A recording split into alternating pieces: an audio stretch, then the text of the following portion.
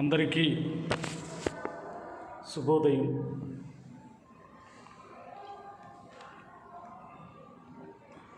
మా పేరు yes సంసోన్.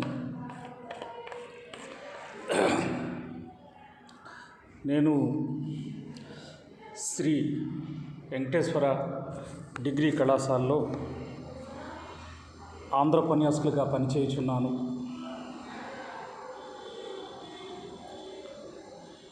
Affiliated university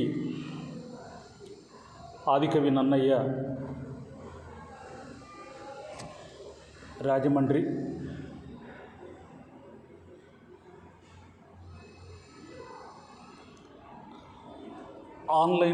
online క్లాసుల్లో భాగంగా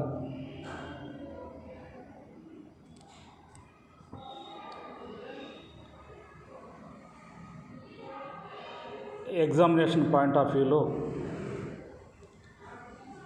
ఫస్ట్ డిగ్రీ విద్యార్థులకు సెకండ్ సెమ్ నుంచి 2వ యూనిట్లో భాగంగా ఆధునిక కవిత ఆవిర్భావ వికాసాల గురించి ఈరోజు నేను మాట్లాడతాను. ప్రీవియస్ క్లాసులో తెలుగు కథానిక లక్షణాలు అనే దాని మీద మాట్లాడుకున్నాం. ఈరోజు ప్రత్యేకించి ఆధునిక కథానిక ఆవిర్భావ వికాసాలు, అసలు తెలుగు కథ ఎలా పుట్టింది, ఏ విధంగా పుట్టింది, ఎవరితో పుట్టింది, ఏ కథతో పుట్టింది అనే దాని మీద మొదలుపెట్టి ఈ కథా రచయితలు ఎవరెవరు వచ్చారు, ఏమేమి కథలు రాశారు అనే దాని మీద మనం మాట్లాడదాం. ఇక్కడ విద్యార్థులు గమనించవలసిన విషయం ఏంటంటే,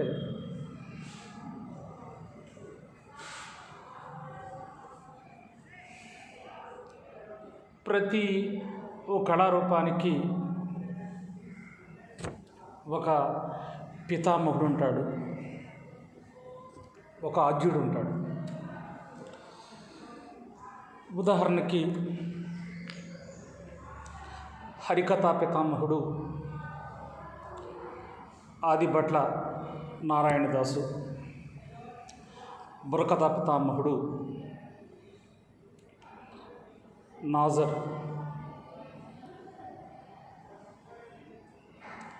అలాగే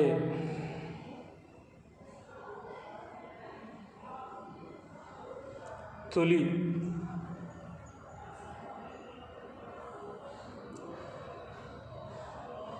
సారిగా నవల ఎవరు రాశారు, తొలిసారిగా నాటకం ఎవరు రాశారు, తొలిసారి నాటకం అంటే మంజరి మధుకరీం అంటారు. అలాగా ప్రతిదానికి ఎవరో ఒకరు కేంద్ర బిందువుగా, ఎవరో ఒకరు ప్రారంభకులుగా ఉంటారు. మనం వాళ్ళని ఏమంటామంటే ఫాదర్ ఆఫ్ నేషన్. ఇప్పుడు చూడండి, father of Sanskrit Valmiki, father of Telugu Nannaya, father of Urdu Amir Khusrau, father of English Chaucer. ఇలా మన ప్రత్యేకించి ఆద్యులు ఉంటారు. అలాగే వాళ్ళ మరి ప్రపంచ కథానికలు వందల వేల భాషల్లో ఎన్నో అద్భుతమైనటువంటి కథానికలు వచ్చి ఉంటాయి. అయితే మన తెలుగు కథానిక ఎప్పుడు రూపుదిద్దుకుంది, ఎవరితో రూపుదిద్దుకుంది, అది ఏ కథతో రూపుదిద్దుకుంది అన్నప్పుడు ఒకసారి మనం బాగా ఆలోచిస్తే, ఆధునిక కథా సాహిత్యం 1910తో ప్రారంభమైంది. ఆధునిక తొలి కథానిక గురజాడ అప్పారావు గారు రచించినటువంటి దిద్దుబాటు అంటారన్నమాట. దాని పేరు ఏంటంటే దిద్దుబాటు. ఇది ఆంధ్ర భారతి పత్రికలో ప్రచురించబడిందని, అప్పటి నుంచి నేటి దాకా తెలుగు కథ దినదిన ప్రవర్ధమానమవుతూ ఓ పవిత్రంగా రూపుదిద్దుకుందని, కథా ప్రపంచం విస్తరిస్తూ వచ్చిందని ఈ పోరంకి దక్షిణామూర్తి గారు, బొల్లంపాటి వెంకట సుబ్బయ్య గారు తెలుగు కథపై విశేష కృషి చేసి చక్కటి విశ్లేషణ చేశారు. వారి అభిప్రాయాలతో మనం చాలా వరకు ఏకీభవించవచ్చు. అందుకని ఏదేమైనా తెలుగు కథ ఎవరితో మొదలైంది, ఎవరితో ప్రారంభమైంది అన్నప్పుడు మనందరికీ తెలిసిందే, గురజాడ ఈ సమాజానికి వెలుగుజాడ అన్నట్టుగా. ఎందుకంటే ఆయన స్త్రీల కోసం కన్యాశుల్కం లాంటి సంచలనమైన నాటకం రాశాడు. ఆ నాటకం రాసి వాటికి 100 సంవత్సరాల పైనే కావస్తుంది. అలాగే కథ ఎవరితో మొదలైంది అన్నప్పుడు తొలిసారి మొట్టమొదటిగా రాసినటువంటి వ్యక్తి ఎవరంటే గురజాడ అప్పారావు గారు. ఆ కథ పేరేంటి అన్నప్పుడు మనం బండ గుర్తు పెట్టుకోవాలి, దిద్దుబాటు. సాధారణంగా ఏంటంటే విద్యార్థులు ఇప్పుడు కూడా ఎగ్జామినేషన్ పాయింట్ ఆఫ్ వ్యూతో కాకుండా ప్రతి సబ్జెక్ట్ని కాంపిటేటివ్తో చూడాలన్నమాట. ఎందుకంటే కొన్ని చక్కగా తెలుగు కథానిక ఎవరితో మొదలైంది, మనం జీకే అంటాం కదా, జనరల్ నాలెడ్జ్, గురజాడ అప్పారావు గారితో మొదలైంది. ఆయన రాసిన మొట్టమొదటి కథ పేరు ఏంటంటే దిద్దుబాటు. తర్వాత ఇంకెన్నో 100 కథలు వచ్చాయి, అది వేరే విషయం. ఇక మరి ఈ దిద్దుబాటు మరి ఆ కథ అనేక మంచి లక్షణాలు కలిగి ఉందని, దీంట్లో క్లుప్తత, అనుభూతి, ఐక్యత, సంఘర్షణ, నిర్మాణ సౌష్ఠవం చక్కగా కుదిరిందని ప్రశంసించే ప్రయత్నం చేశారన్నమాట. సరే, అప్పట్లో మరి భోగం మేళాలు, మేజువాణీలు, వేశ్యావాటికలు ఉండేవి కాబట్టి ఒక కుటుంబంలో పరస్త్రీకి ఆకర్షణ గురైతే అది ఎలాగా తన కుటుంబాన్ని దిద్దుకుంది కమల అనే దాని ద్వారా దిద్దుబాటు అనే కథతో రాశారని అంటారన్నమాట. సరే, ఏదేమైనా ఇక్కడ మనకు ప్రత్యేకించి మరి గురజాడ అప్పారావు గారు మరి దిద్దుబాటు ఒకటే రాశారా, ఇంకేమైనా రాశారా అన్నప్పుడు ఆయన ఇంకా చాలా కథలు రాశారు. ఆ కథల పేరు ఏంటంటే మీ పేరేమిటి, కథ పేరు ఏంటంటే మీ పేరేమిటి, అలాగే మతం బిమతం, మెట్టిల్డా, పెద్ద మసీదు, సంస్కర్త హృదయం, ఇలాగా చాలా రాసే ప్రయత్నం చేశారు గురజాడ అప్పారావు గారు.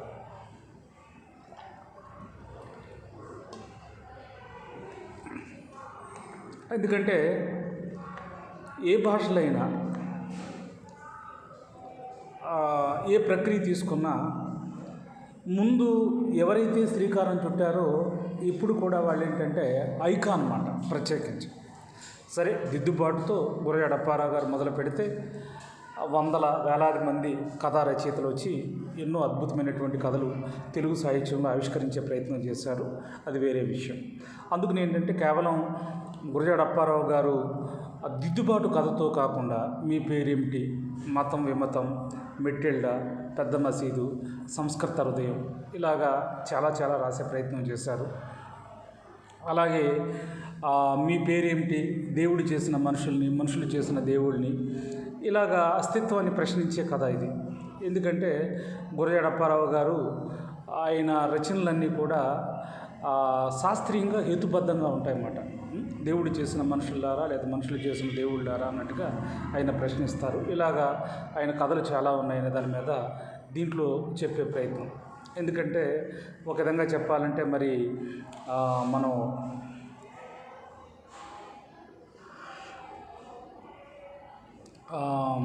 మనకి తెలుగు సాహిత్యవనంలో, తెలుగు సాహిత్యంలో కథలు కోకొల్లలుగా కనిపిస్తూ ఉంటాయన్నమాట. అందుకని మనకి గురజాడ అప్పారావు గారు మరి విభిన్నంగా మరి అద్భుతమైన రీతిలో ఈ సమాజాన్ని సంస్కరించడానికి, సమాజాన్ని మార్చడానికి, తర్వాత ఎన్నెన్నో కథలు రాశారు అనడంలో ఏ విధమైనటువంటి అతిశయోక్తి లేదు. అయితే ఇక్కడ మరి కథానిక గురజాడతో మొదలైతే గురజాడ తర్వాత ఇంకెవరెవరు వచ్చారు అన్నప్పుడు కందుకూరి వీరేశలింగం పంతులు గారు, అలాగే చిలకమర్తి లక్ష్మీనరసింహ పంతులు గారు. చిలకమర్తి అంటే మరి బహుశా విద్యార్థి లోకానికి తెలియాలి. ఇది స్వాతంత్ర్య పోరాటంలో అద్భుతమైనటువంటి గేయం రాశారు ఆంగ్లేయులకు వ్యతిరేకంగా చిలకమర్తి గారు. ఏంటి అది అన్నప్పుడు ఈయన ఆంధ్ర మిల్టన్ అంటారు చిలకమర్తి గారిని.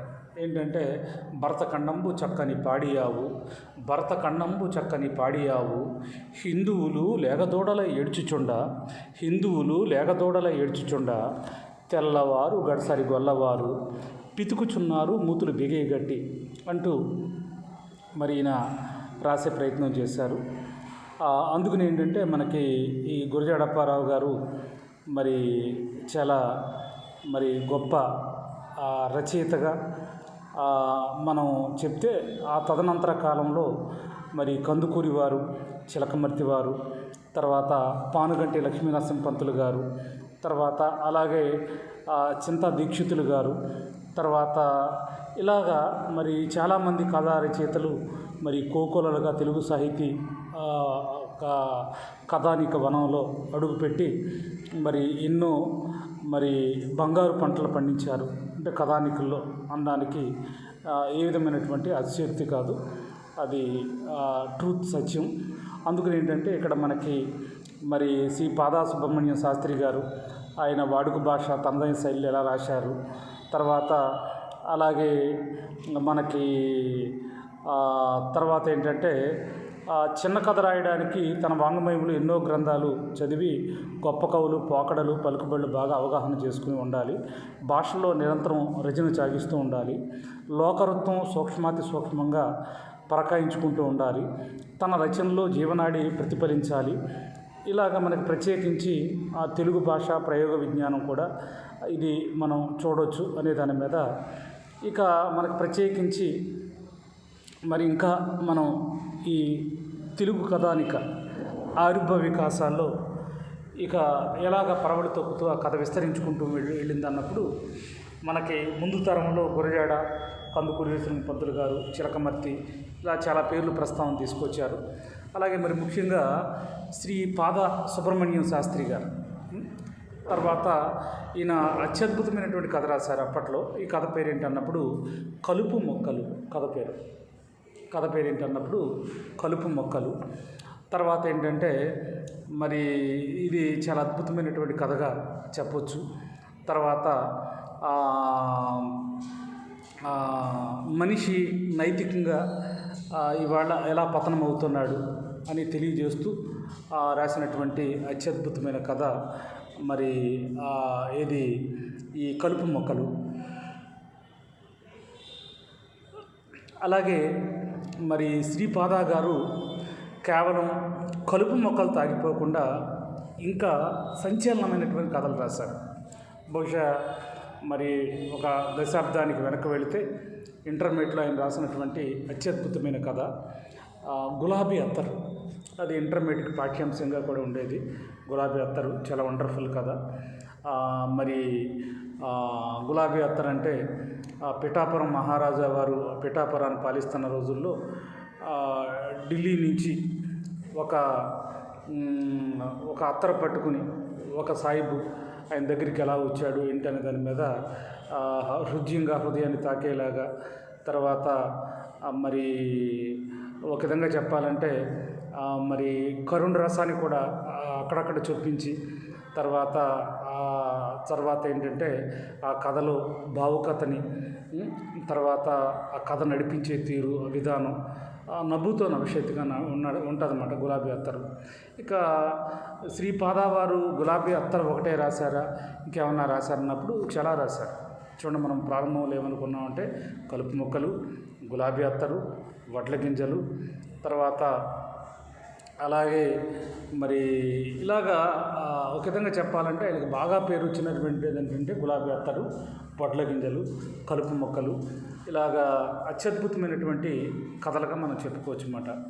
అయితే మరి రచయితలు మరి ఈ కథలు రాసేటప్పుడు అవి ఎక్కడో ఊహల్లోనూ గాల్లోనూ సృష్టించకుండా తర్వాత ఏంటంటే చక్కగా మరి ఏది ఎక్కడో సృష్టించకుండా మరి ఇక్కడ మనకి మరి ఒక విధంగా చెప్పాలంటే మరి వాస్తవ జీవితానికి దగ్గరగా మరి వాస్తవ జీవితానికి దగ్గరగా తర్వాత మరి ఈ కథలు రాసే ప్రయత్నం చేశారు అనే దాని మీద అందుకని ఏంటంటే వీళ్ళు తీసుకున్నటువంటి ఆ వస్తువు ఏమిటి, ఆ స్టైలు, ఆ శైలి ఏంటి, ఆ కథనం ఏంటి, ఇలాగా మనం ప్రత్యేకించి చెప్పుకోవచ్చు. ఇక తర్వాత ఇక ఒక విధంగా చెప్పాలంటే మరి ఇవాళ తెలుగు సాహితీ లోకంలో, తెలుగు సాహితీ వనంలో ఒక విధంగా చెప్పాలంటే 3 అక్షరాల కథా రచయిత ఉన్నారు. ఆయన పేరు చలం. నిజంగా బహుశా చలం గారు ఆయన కథలు రాసిన, నవలు రాసిన, నాటకాలు రాసిన మొత్తం ఆయన సాహిత్య ప్రపంచమంతా కూడా స్త్రీని కేంద్ర బిందువుగానే చేసి రాశారు. ఒక విధంగా చెప్పాలంటే ఇవాళ స్త్రీవాదం అంటున్నారు, ఉమెన్ ఎంపవర్మెంట్ అంటున్నారు, తర్వాత మహిళా సాధికారత అంటున్నారు. ఒక విధంగా చెప్పాలంటే తెలుగు సాహితీ వనంలో, తెలుగు సాహితీ లోకంలో స్త్రీని కేంద్ర బిందువుగా చేసుకుని ఇది శశిరేఖ, అరుణ, మైదానం ఇలాగా వందల నవళ్ళు, అలాగే కథల్లో ఓపు పూసింది. మేము పీజీ చదివే రోజుల్లో సిలబస్లో భాగంగా ఉండేది చలం గారిది. అలాగే ఏంటంటే ఇక్కడ మనకు ప్రత్యేకించి ఏంటంటే నాకు తెలిసి చలం గారి యొక్క స్టైల్ అంటే భాష నిజంగా ఆ ప్రీవర్స్, ఆ వచనం బహుశా అది తెలుగు సాహిత్యంలో ఏ కవికి సాధ్యమవుతుందా అన్నంత గొప్పగా, వాడిగా, వేడిగా, అద్భుతంగా రాశారు. అయితే ఇవాళ చాలామంది ఫెమినిజం, స్త్రీవాదం మీద కథలు రాస్తున్నారు, స్త్రీవాదం మీద నవలు రాస్తున్నారు, తర్వాత నాటకాలు రాస్తున్నారు. కానీ ఒక విధంగా చెప్పాలంటే ఆయన పురుషుడైన పాపం స్త్రీలు పడుతున్నటువంటి బాధలు కానీ, కష్టాలు కానీ, నష్టాలు కానీ చెలించిపోయి కథలు కానీ, నవలు కానీ, నాటకాలు కానీ పూర్తిగా తన జీవితకాలం అంతా స్త్రీని కేంద్ర బిందువుగా చేసి రాసినటువంటి కవి ఎవరన్నప్పుడు చలం గారు. అది మనం ఎప్పటికీ మర్చిపోకూడదు. ఒక విధంగా చెప్పాలంటే అసలు ఈయన రచనా శిల్పం ఆ నభూతో నభిషేక్ అన్నట్టుగా ఉంటుందన్నమాట. ఆ చదివే నిజంగా ఆ భాష మీద ఆ పట్టు, ఆ వాక్పటిమ, తర్వాత బహుశా చక్కగా ఎంత అద్భుతంగా ఉంటుందంటే అది మాటలతో చెప్పలేం కదా, అది చదివితేనే అర్థమవుతుంది, కథలు కానీ, నవలు కానీ. అయితే ఇక్కడ మరి చలం గారు కథలు రాశారు, నవలు రాశారు, నాటకాలు రాశారు. అయితే మరి ఆయన తదనంతర కాలంలో ఆయన ఒక్కడైనా, ఆయన తర్వాత ఇంకెవరూ రాలేదంటే చాలామంది వచ్చారు, చాలామంది వచ్చారు.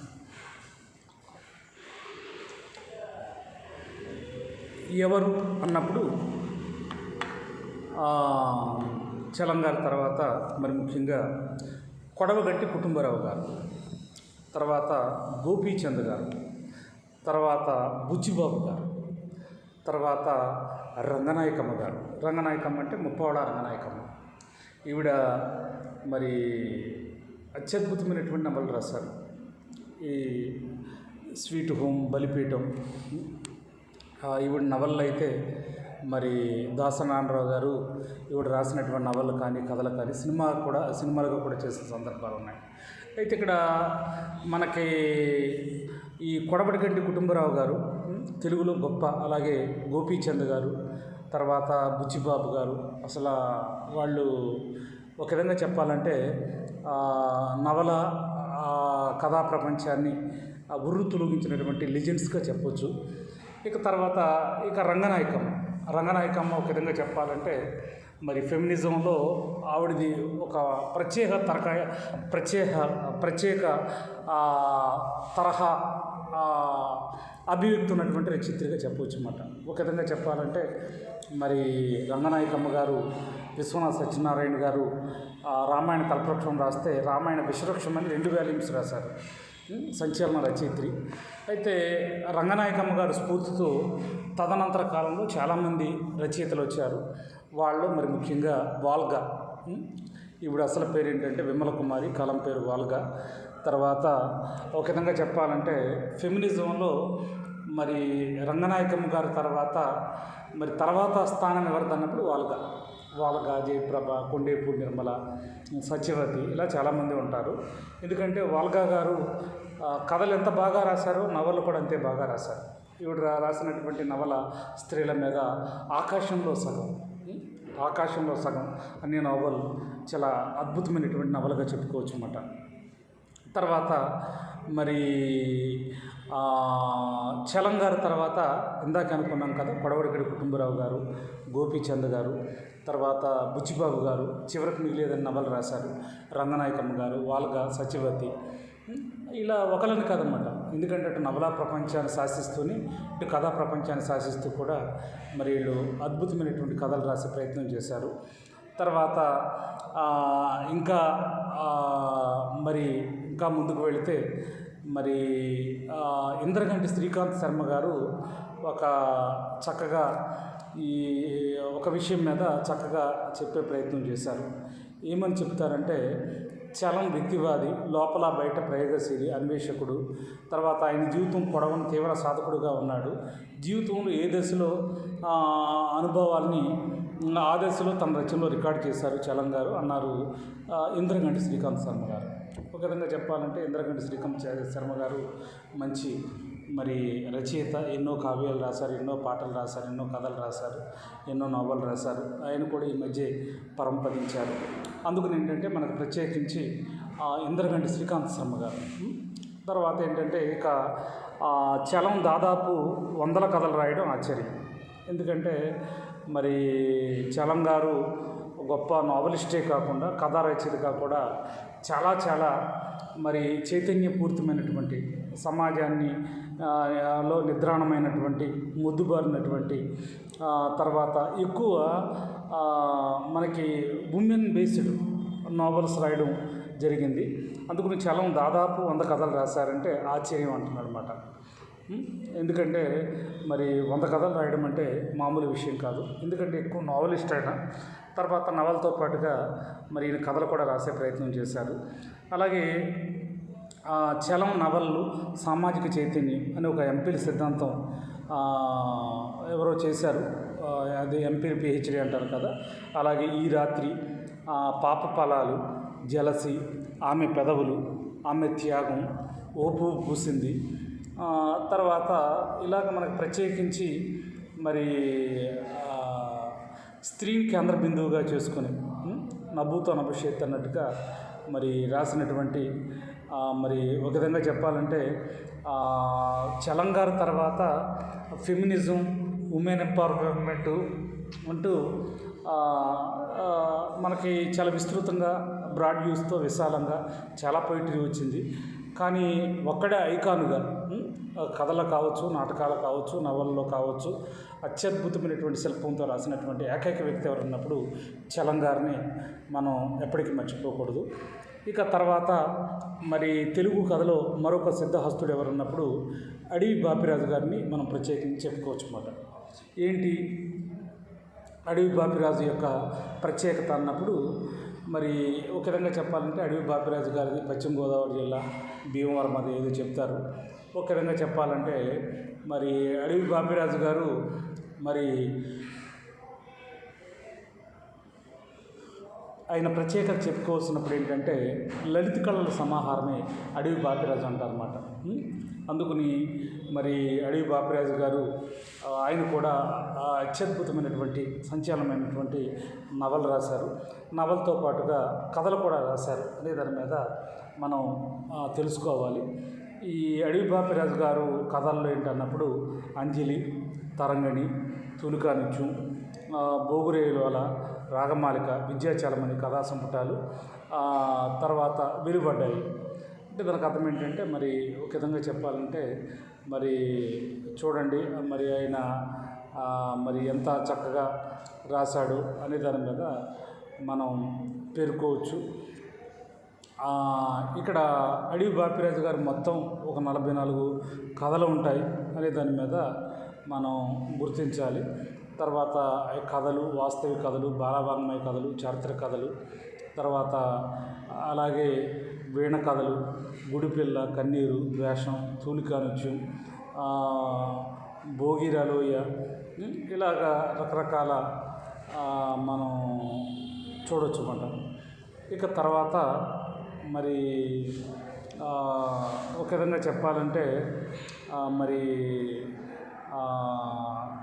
కేవలం పురుష రచయితలైన ఒక విధంగా చెప్పాలంటే మరి వాళ్ళ ఆకాశంలో సగం, అవకాశాల్లో సగం, అన్నిట్లో సగం మా వాటా మాకు ఇవ్వండి అంటున్నారు. కాబట్టి ఒక విధంగా చెప్పాలంటే ఈ కథా రచయితలు కూడా మరి వాళ్ళు కూడా తెలుగు సాహితీ వనంలోకి అడుగుపెట్టి కథలతో కథా సాహిత్యాన్ని సుసంపన్నం చేయాలి, విస్తరించాలి, తర్వాత అద్భుతంగా రాయాలి అన్న నడుం కట్టుకుని వచ్చినటువంటి కథా రచయితలు మనకు తెలుగు సాహితీ కథానిక ప్రపంచంలో మనకి చాలామంది కనిపిస్తారు. తర్వాత మరి ఒక విధంగా చెప్పాలంటే మరి కథా రచయిత్రుల్లో మరి ఇల్లిందుల సరస్వతీదేవి, ఎందుకంటే ఆవిడ చాలా గొప్ప కథా రచయిత. ఎందుకంటే ఆవిడ రాసినటువంటి కథలు మా ఆవిడ 10th క్లాస్ పిల్లలకి లోపు ఉన్నత విద్య, అలాగే ఇంటర్మీడియట్, డిగ్రీ ఆ స్థాయిల్లో కూడా ఒకప్పుడు ఆవిడ కథలు ఉండేవి. ఆవిడ పేరేంటంటే ఇల్లిందుల సరస్వతీదేవి. తర్వాత ఏంటంటే ఆవిడ ఒక విధంగా చెప్పాలంటే ఆవిడ రాసినటువంటి ఏ పుస్తకానికి కేంద్ర సాహిత్య అకాడమీ అవార్డు వచ్చిందంటే స్వర్ణ కమలాలు. అత్యద్భుతమైనటువంటి కథా రచయిత్రి మనకి ఎవరు, ఈవిడ పేరు ఇల్లిందుల సరస్వతీదేవి. అందుకని ఏంటంటే స్వర్ణ కమలాలు బహుశా మేము ఇంటర్ బోధిస్తున్నటువంటి రోజుల్లో స్వర్ణ కమలాలు ఉంటే ఆ తటాకంలోకి, చెరువులోకి వెళ్ళి రేపు వినాయక చవితి అనగా లేకపోతే వరలక్ష్మి వ్రతం అనగా ఒక పిల్లవాడు చక్కగా కలుపులు ఎలాగా గిచ్చి తెంచి తీసుకొస్తున్నాడు అనే దాని మీద హృద్యంగా హృదయాన్ని తాకేలాగా ఇక్కడ చెప్పే ప్రయత్నం చేశారు. అందుకని ఏంటంటే ఇక్కడ మనకు ప్రత్యేకించి మరి తులసి దళాలు అనే కథా సంపుటి, తర్వాత ముత్యాల మనసు, స్నేహబంధం, ఓల్డేజ్ హోమ్, స్త్రీ నీకు రక్షణ ఎక్కడ, మనిషి, గంగారం మొదలైన కథలు చదవదగినవి. అందుకని ఏంటంటే ఇక్కడ మనకు ప్రత్యేకించి ఏంటంటే మరి చక్కగా ఎన్నో కథలు అన్నమాట. తర్వాత మరి కథలు అక్కడితో ఆగిపోయి ఇంకేమన్నా రాశారా, ఎలా రాశారు, ఏ విధంగా రాశారు అన్నప్పుడు అభిదే కవితా దృక్పథంలో మనం సునిశ్చిత పరిశీలనతో కథలు రాసినటువంటి వాసిరెడ్డి సీతాదేవి. ఒక విధంగా చెప్పాలంటే మరి వాసిరెడ్డి సీతాదేవి మరి ఆవిడ మరీచిక. ఆవిడ ఒక విధంగా చెప్పాలంటే సీతాదేవి గారు గృహలక్ష్మి స్వర్ణ కంకణం పొందారు. తర్వాత 4 కథా సంపుట్లతో మంచి కథా రచయిత్రిగా గుర్తింపు పొందారు. అలాగే నాయన కృష్ణకుమారి గారు, ఆవిడ తెలుగు యూనివర్సిటీ వైస్ ఛాన్సలర్గా కూడా పనిచేశారు. అందుకని ఆవిడ మంచి కథా రచయిత, నవల రచయిత, నాటక రచయిత ఇలా చెప్పుకోవచ్చు. అందుకని ఏంటంటే ఇక్కడ చూడండి స్త్రీమూర్తుల్లో ఉద్దండులైన వాడు అనమాట. వాసిరెడ్డి సీతాదేవి అంటే ఆవిడ సామాన్యమైనది కాదు. అలాగే నాయన కృష్ణకుమారి అంటే ఇంకా ఆవిడ మాటలకు అందదన్నమాట ఆవిడ రచన కానీ. తర్వాత అలాగే ఇక్కడ మనకు ప్రత్యేకించి మరి యశోదారెడ్డి మా ఊరి ముచ్చట్లు, తర్వాత ఇలాగ మనకి చెప్తూ పోతే చాలా తర్వాత అలాగే జానకి రాణి అవసరమైన ఆడంబరాలు లేని కథా రచన, ప్రత్యేకగా ఈమె ఇది మనసులోని బొమ్మ, ఎర్ర గులాబీలు, దక్షిణంలో పెరిగిన గోపాలం, తర్వాత బుచ్చిబాబు గారి భార్య, శివరాజు సుబ్బలక్ష్మి, ఇలాగా మనకి చాలా కనిపిస్తాయి అనే దాని మీద మనం ఒకసారి చూడాలి. తర్వాత మరి ఒక విధంగా చెప్పాలంటే మరి ఈ కథా రచయిత్రుల్లో ఇంకెవరున్నారు, ఇంకెవరు ప్రతీతి అన్నప్పుడు మనకి కథా రచయితల్లో మనకి విలక్షణమైనటువంటి రచయిత్రి ఎవరన్నప్పుడు బీనాదేవి. ఒక విధంగా చెప్పాలంటే వారు కూడా ఈ మధ్య పరంపదించినట్టున్నారు. అలాగే మరి ముఖ్యంగా రావి శాస్త్రి గారు, అంటే రాచకొండ విశ్వనాథ శాస్త్రి గారు, షార్ట్కట్లో అందరూ కాలం పేరు రావి శాస్త్రి అంటారు. అందుకని ఏంటంటే మరి రావి శాస్త్రి గారు మరి బి నరసింహారావు గారు ఆయన భార్య కలిసి బీనాదేవి రచించినట్లు చెప్తారు. దానికి ఏంటంటే మరి కలం పేరు పెట్టుకున్నారు. ఎవరు? మనకి నరసింహారావు గారు, ఆయన పేరు ఆయన భార్య పేరు కలిపి బీనాదేవి గారు రచించినట్టుగా చెప్తారన్నమాట. అయితే ఇక్కడ బీనాదేవి గారు చూడండి, ఇక్కడ మనం గమనించవలసింది ఏంటంటే రచయిత్రి బీనాదేవి, తర్వాత రావిశాస్త్రి, అలాగే బి నరసింహారావు గారు ఆయన భార్య కలిసి బీనాదేవిగా రచించినట్లుగా ఇదని దాని మీద. అయితే బీనాదేవి రాసినటువంటి రచనలు ఏంటన్నప్పుడు రాధమ్మ పెళ్ళి ఆగిపోయింది, తర్వాత ఇలా మనకి. అలాగే రాజమండ్రిలో జన్మించినటువంటి అబ్బూరు ఛాయదేవి గారు, ఒక విధంగా చెప్పాలంటే ఆవిడ తూర్పుగోదావరి జిల్లా నివాసి. ఆవిడే ఆ కథలకు శ్రీకారం చుట్టిందని ఆ రోజుల్లో ఈ ప్రాంతానికి అని చెప్తారు. అందుకని ఏంటంటే రాజమండ్రిలో జన్మించినటువంటి అబ్బూరు ఛాయాదేవి ఉత్తమ కథకురాలు అనే దాని మీద మనం చెప్పొచ్చు. అలాగే తెలుగు కథానికలు పరిచయం పేరుతో వెలువడ్డాయి. అప్పటి నుంచి ఇప్పటి వరకు అజమాయిషీలో కృత్రిమంగా బతికే స్త్రీ జీవితాన్ని, బోన్సాయి బతుకులని కథలు చిత్రీకరించే ప్రయత్నం చేశారు. చూడండి, ఇక్కడ మనకు ప్రత్యేకించి ఏంటంటే బోన్సాయి బతుకులు, ఆ కథ పేరు ఏంటన్నప్పుడు బోన్సాయి బతుకులు. ఇక్కడ అబ్బూరు సాయిదేవి గారు రాశారంట. సాధారణంగా చూడండి, బోన్సాయి మొక్కకు ప్రత్యేకత ఉంటుంది. అంటే మనకి ఏదో ఒక జానడంతా ఉంటుంది. తర్వాత ఇంకోటి ఏంటంటే ఎదుగు బొదుగు ఉండదు. అందుకే చాలామంది బోన్సాయి మొక్కలా ఉంటారన్నమాట. బోన్సాయి మొక్క అంటే ఇది అలాగ గడబొంగులాగా ఎదిగినట్టు ఉంటుంది. తర్వాత మరి ఏ విధమైనటువంటి సమాజానికి ఉపయోగం లేనిది అది అని చెప్పవచ్చు. అయితే ఇక్కడ బోన్సాయి బతుకునే కథ అద్భుతంగా చిత్రించారన్నమాట. ఎందుకంటే బోన్సాయి మొక్క మరి చక్కగా ఒక జాన ఉంటుంది, ఆ షోకేస్లో బొమ్మలాగా ఉంటుంది. ఒక విధంగా చెప్పాలంటే పెరగదు తరగదు అలాగే ఉంటుంది. అలాగే కొందరు బతుకులు ఏంటంటే పాపం బోన్సాయి మొక్కల్లాగా వాళ్ళ బతుకులు ఎలా ఛిద్రమైపోతాయి, ఎలాగా విచ్ఛిన్నమైపోతాయి, ఎలాగా మరి పాపం దెబ్బతింటారు అనే దాని మీద ఇక్కడ దీంట్లో చెప్పే ప్రయత్నం చేస్తారన్నమాట.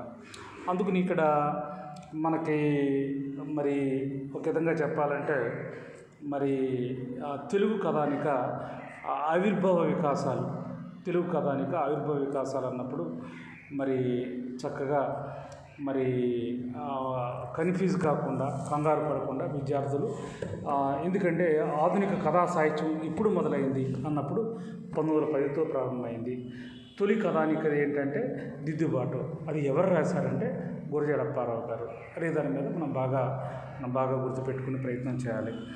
తర్వాత మొట్టమొదటి కథ ఏమన్నాం మనం, దిద్దుబాటు. ఇది ఎవరు రాశారంటే గురజాడ అప్పారావు గారు. ఎందుకంటే గురజాడ ఈ సమాజానికి వెలుగుజాడ, చాలా గొప్ప మరి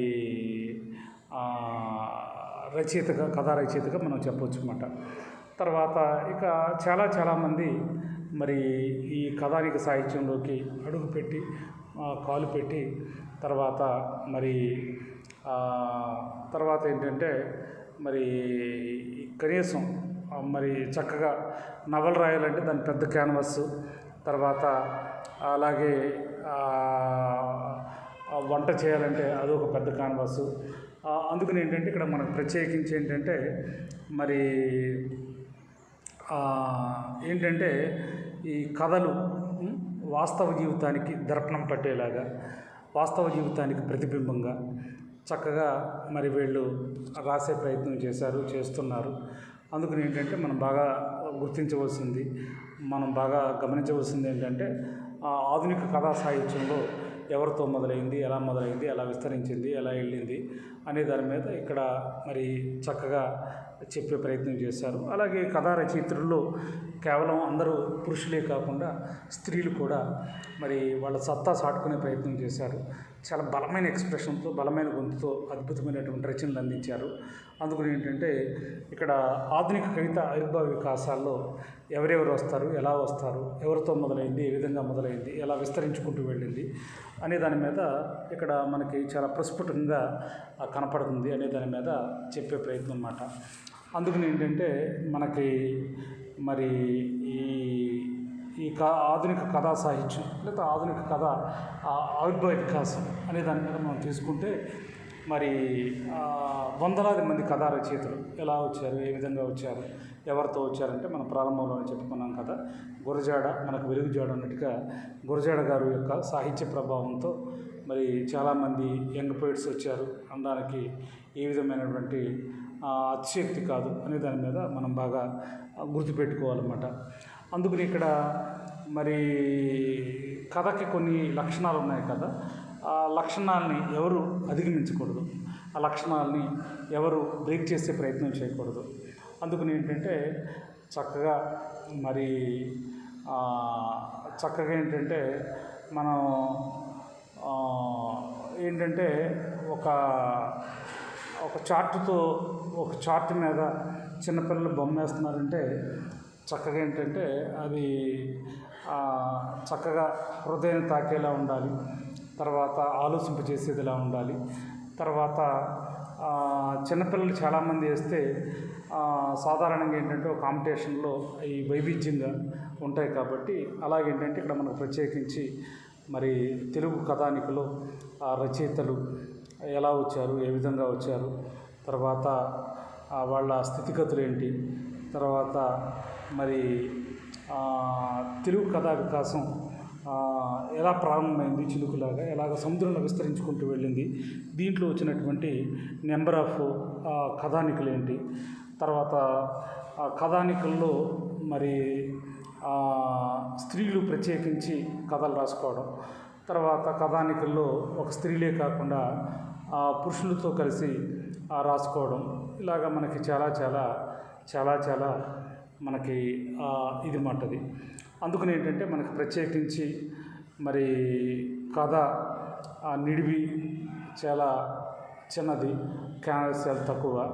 అందుకని ఏంటంటే మరి రచయితలు కథలు రాసేటప్పుడు సూటిగా, దీటుగా, తర్వాత చక్కగా రాసే ప్రయత్నం చేయాలి. అందుకని ఇక్కడ మనకు ప్రత్యేకించి విద్యార్థులు మరి కథలు చాలా ఆహ్లాదంగా ఉంటాయని ప్రారంభంలో చెప్పుకున్నాం. ఎందుకంటే మానవ నాగరికత రెక్కవిప్పిన తర్వాత, మానవ నాగరికత పురుడు పోసుకున్న తర్వాత ఒక విధంగా చెప్పాలంటే ఒక వ్యక్తి నుంచి మరో వ్యక్తికి బలమైన ఎక్స్ప్రెషన్ లేదా బాడీ లాంగ్వేజ్. అందుకని ఏంటంటే ఏదేమైనా అందుకే చూడండి ఇవాళ మనకు ప్రత్యేకించి మరి ఒకసారి మరి ప్రపంచ కథల పోటీ పెడుతున్నప్పుడు మరి మన భారతీయ భాషల నుంచి అందరూ పంపించి ఉంటారు. అలాగే తెలుగు నుంచి కూడా మరి పాలగుం పద్మరాజు గారు డిఎన్ఆర్ కాలేజీలో ఆయన కెమిస్ట్రీ లెక్చరర్గా పనిచేసేవారంట. అందుకని ఏంటంటే మరి పాలగుం పద్మరాజు గారు మరి గాలివాన నవల రాశారు. సంచలనమైనటువంటి కథ అది గాలివాన. అది కూడా ఒకప్పుడు పాఠ్యాంశంగా ఉండేది. తర్వాత చాలా గొప్పగా మరి ఒక విధంగా చెప్పాలంటే దానికి మనకి మాటలతో చెప్పలేమన్నమాట, అంత అద్భుతంగా మరి కథా రచయితలు రాసే ప్రయత్నం చేశారు. అందుకని ఏంటంటే ఇక్కడ ప్రత్యేకించి వీడియోలో ఆధునిక కథానిక లేదా ఆధునిక కథా సాహిత్య ప్రక్రియ ఎలా మొదలైంది, ఏ విధంగా మొదలైంది, ఎవరితో మొదలైంది, ఎలాగా చినుకులా మొదలై సాగరంగా మారుతుంది, ఎలా పరవడి తొక్కుతుంది అనే దాని మీద ఇక్కడ ఆధునిక కథానిక సాహిత్యం లేదా ఆధునిక కథ ఆవిర్భావ వికాసం అనే దాని మీద మనం చక్కగా మనకు తెలిసిన అంశాలతో మరి కథానిక మీద మనం రాసే ప్రయత్నం చేయొచ్చు అనే దాని మీద మరి అందరూ గుర్తుపెట్టుకోవాలి.